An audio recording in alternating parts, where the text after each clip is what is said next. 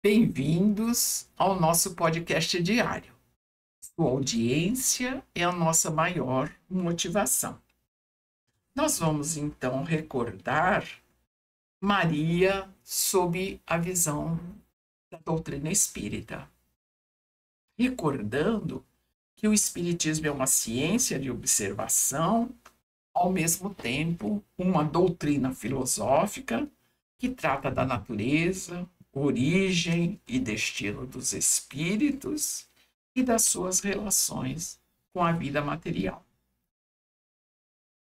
Convida-nos, ela, a doutrina espírita, a desenvolver a fé raciocinada, analisando os fatos de forma coerente, buscando compreender a razão daquilo que acreditamos.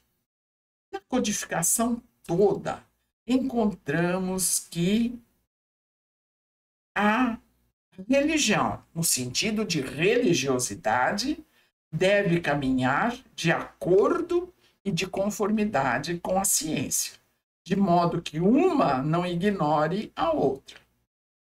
Baseado nessas reflexões, é que serão analisadas as questões a seguir. Para muitos, religiões, entendimentos, formas de pensar, a concepção de Maria é tida por milagre através da ação do que chamam Espírito Santo.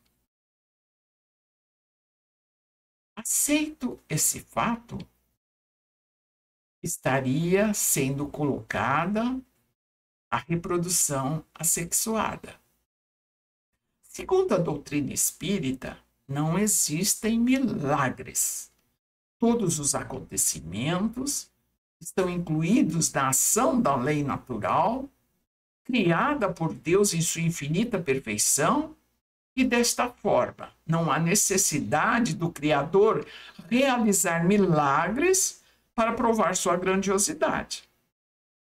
O fato de Jesus ter sido gerado de forma milagrosa, como normalmente se propaga, contraria as vias normais de reprodução.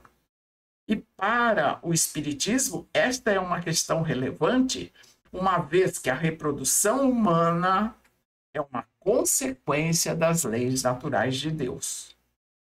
A doutrina espírita não nega a participação do, entre aspas, Espírito Santo na concepção de Jesus, até porque sua reencarnação foi minimamente planejada pela espiritualidade superior. Entretanto, a fecundação de Maria se deu por vias normais através da relação sexual entre ela e José, como acontece entre todos os casais. Mas então, como surgiu o mito da virgindade de Maria?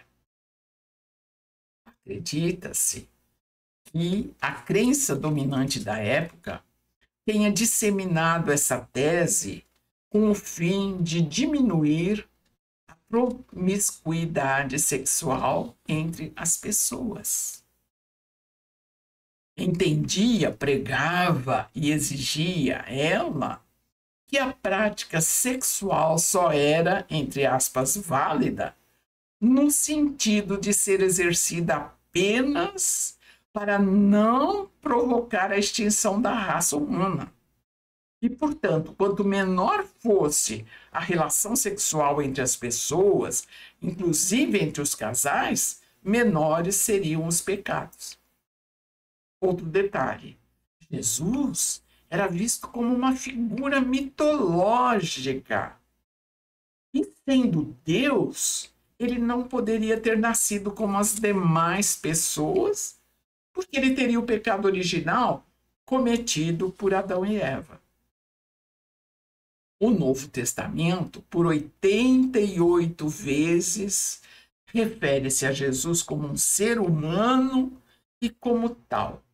Sua gestação e nascimento só pode ter acontecido de forma natural. nas epístolas de Paulo, que são os registros mais antigos, não há nenhuma citação ou evidência da virgindade de Maria na fecundação. O apóstolo refere-se a ela apenas como a mãe de Jesus. E os evangelistas bíblicos reforçam ainda que José e Maria tiveram outros filhos, não podendo, portanto, persistir a virgindade de Maria. Inclusive, em Mateus, cita textos: não é ele o filho do carpinteiro? Não é Maria sua mãe? Não são seus irmãos Tiago, José, Simão e Judas? A grande diferença em tudo isso é que o Espiritismo não interpreta o ato sexual como pecado. A teoria do sexo imoral é como as pessoas o praticam. Não devemos viver em função da prática sexual, mas o sexo é importante não só para gerar a vida, mas também como um mecanismo natural do ser humano.